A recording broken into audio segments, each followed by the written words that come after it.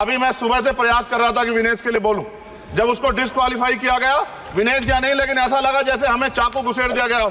मेरे आज भी याद है उस प्रोटेस्ट में मैंने रातें काटी हैं और 4-4 गोली खाई मैंने।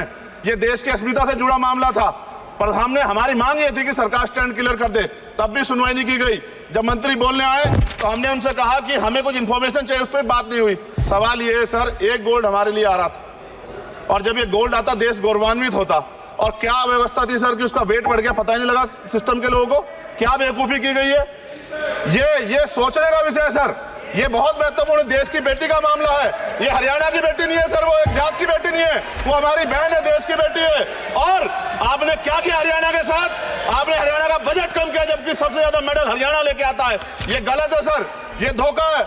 हमें इस बात की तकलीफ है कि विनेश जो है देश का नाम गौरवान्वित करती, इस देश का नाम बढ़ाती, लेकिन आज जो है अपमान का सामना करना पड़ रहा है। जब हमारे हितों की बात होगी हम जो है समझौता कर सकते हैं, लेकिन जब देश के हितों की बात होगी, बाबा साहब अम्बेडकर ने कहा था हम प्रथम और अंत्य भारतीय हैं। जब देश हितों की बात होगी, महिला हितों की बात होगी, महिला सम्मान की बात होगी, हर हम कीमत चुका देंगे। सरकार के मंत्री ने क्या कहा कि हमने इतने पैसे दिए, एहसान क्या क्या, खैरात दी क्या आपने कोई? खत्म कर रहा हूं सर, खैरात दी क्या आपने कोई? इससे ज्यादा पैसे हम आपको दे देंगे, लेकिन आपको चाहिए था कि इस मामले को संभालते और देश का सम्मान बढ़ाते। आपने लापरवाही बरती, इसका खामियाजा हमें भुगतना पड़ा। मैं आपसे आग्रह करूंगा कि जब वो बेटी देश लौटे सर, जब वो बेटी देश लौटे, रुक जाओ प्लीज, प्लीज, जब वो बेटी देश लौटे, मैं आपसे आग्रह करूंगा कि स्पीकर सर यहां बुला के उसका सम्मान करें। हम सब लोग, वो देश की बेटी है सर, देश के लिए गोल्डन गर्ल है वो, उसका सम्मान यहां किया जाए सर, हमें चाहते हैं।